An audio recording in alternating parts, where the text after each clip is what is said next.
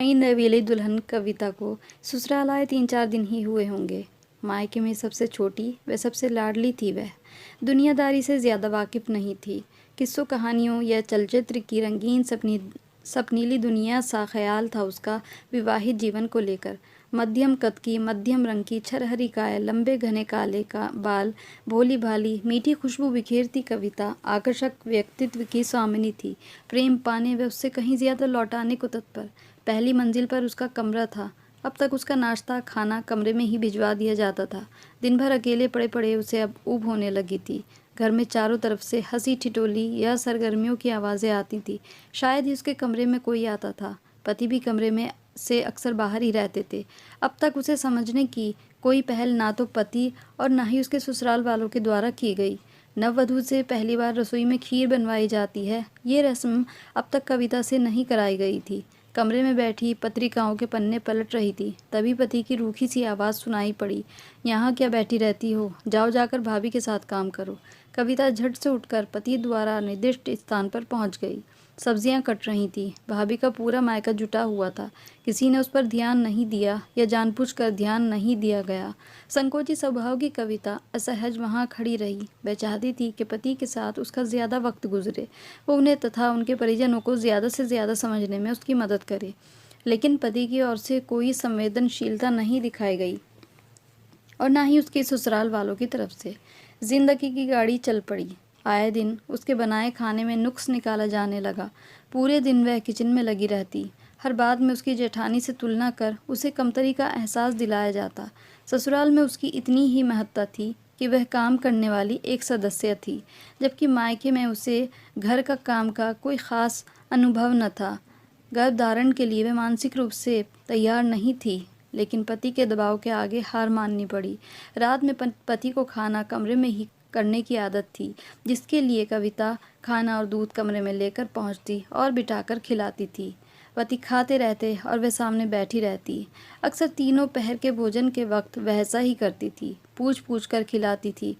इन दिनों प्रेगनेंसी के कारण कविता कमज़ोरी महसूस करने लगी थी। उसे हैरत होती थी कि उसकी सास पति के लिए कटोरा भर दूध तो देती है, लेकिन उसके लिए दूध की ज़रूरत ना ही सास और ना ही पति को महसूस हुई। धीरे धीरे वह और ज़्यादा कमज़ोर होती गई। उन दिनों गर्मी भी खूब पड़ रही थी। वह किचन में काम करती और किचन से सटे सास के कमरे में जाकर फर्श पर लेट जाती, फिर दोबारा थोड़ी देर बाद उठकर काम में लग जाती। एक दिन उसने सास को पति से कहते हुए सुना, नरेंद्र ये काम नहीं करती है, जा इसे इसके मायके छोड़ा। यह सुनकर कविता को धक से लगा, ये क्या, मैं तो अपना उत्तम दे रही हूँ। फिर भी उस दिन उसके मन ही मन ने एक प्रतिज्ञा की। उसने सोच लिया कि जब तक उसके हाथ और पैर चलते रहेंगे वह कामकाज करती रहेगी, हर संभव पति एवं उनके परिजनों को खुश रखने की कोशिश करती रहेगी, लेकिन उसके प्रति सभी संवेदनशील ही रहे। पति भी। उसे लगता था कि दिन भर की थकान के बाद पति उसके हाथ पर हाथ ही रख दे तो वह सभी संवेगात्मक हलचल से पार पा लेती, किंतु नहीं, उसकी हर कोशिश लगातार नाकाम हो रही थी। छोटा बच्चा होने के बावजूद वह हर काम व्यवस्थित रखती। उस पर यह दहशत कि पति को नाश्ता एकदम गर्म, यानी जब वह नहाकर निकलें तो चूल्हे पर तवा चढ़ाकर पराठा बनाया जाए। एक दिन इसी काम में वह पराठा बना रही थी, तभी नन्ही परी जाग कर रोने लगी। कविता ने सोचा कि फटाफट 2 पराठे और बनाने हैं, बना ही लेती हूँ, तब वह परी को संभाल लेगी। लेकिन परी बेतहाशा रोए जा रही थी। वह उसे गोद में उठाकर ले आई और एक हाथ से पराठा पलटने लगी। तभी परी का बाल मन न जाने क्या सोचकर कुतूहलवश वह अपनी पूरी हथेली तवे पर दे मारी। ओह! परी दर्द से चीख पड़ी। कविता भी तड़प उठी। इन सब के बीच वह फटाफट पति को नाश्ता दे आई। लगभग 2 घंटे तक रोते हुए परी सो गई। हर मेहनत और परेशानी अकेले सहते हुए कविता ये लगातार कोशिश करती रहती थी कि पति उससे खुश रहें, उनकी हर पसंद नापसंद का ख्याल रखती, लेकिन ये पति नामक जीव कभी खुश ही ना हुआ। घर पर होते तो ज़्यादातर उससे दूर, जब कमरे में होते तो इस तरह जैसे कविता का वजूद उस कमरे में हो ही ना, मानो वह गायब हो, उसे नज़र ना आ रही हो। जब खाना परोसकर पति के सामने बैठती, खाना समाप्त होने तक वे उससे एक शब्द न बोलते थे।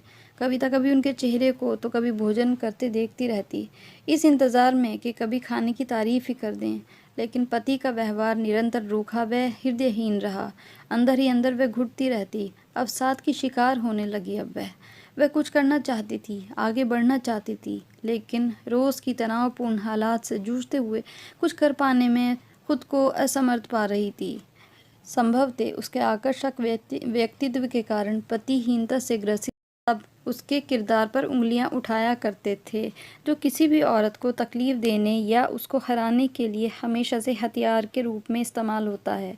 बीतते समय के साथ कविता धीरे धीरे अवसाद का शिकार होने लगी। अकेले रहना उसे अच्छा लगता था, किसी से मिलना जुलना रास नहीं आता।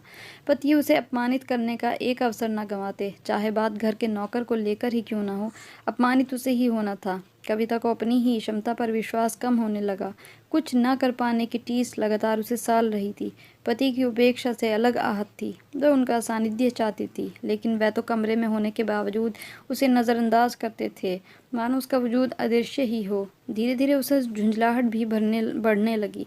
कभी वह प्यार से पति से कहती कि एक लड़की अपना मायका छोड़कर ससुराल आती है, जहाँ पति के प्यार और सम्मान रूपी बल के सहारे अपना जीवन मधुर व सहज बनाती है। बात का इशारा समझते ही पति फटाक से कह उठते, तो कौन सा नायाब काम किए हो, सभी लड़कियां ऐसा करती हैं। अब वे कभी कभी मुंह खोलकर अपनी इच्छा अनिच्छा या अधिकार की मांग करने लगी थी। तब पति का व्यवहार भी हिंसक होने लगा।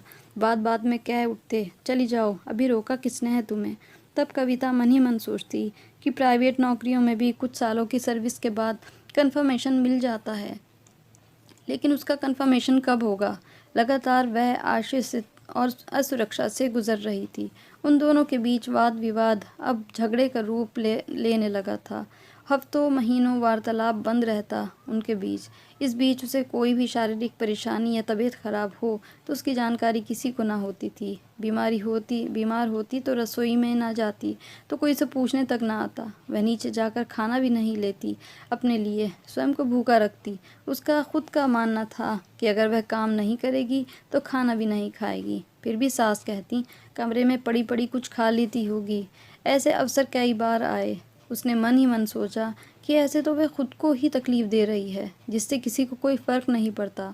इन लोगों को सिर्फ उसके काम से और मेहनत से मतलब है। उसका वजूद इतना ही है कि वह इन लोगों का फ़ायदा करती रहे, अपनी सेवा देती रहे, नहीं तो वह खाली सिलेंडर की तरह कोने में पड़ी रहे। उसने ठान लिया कि अब वह खुद को भूखा नहीं रखेगी, ना ही खुद को तकलीफ देगी। अब वह इन सबको बता देगी कि वह भी इंसान है, जिसके अंदर भावनाएं हैं, जज्बात हैं, जबकि तुम सब भावनाओंहीन इंसानी रूपी हैवान हो। तो ये थी हमारी आज की कहानी। कहानी अच्छी लगी हो तो इसे शेयर ज़रूर करें और लाइक ज़रूर करें, और हमारे चैनल पर नए हैं तो सब्सक्राइब ज़रूर कर लें। Thanks for watching.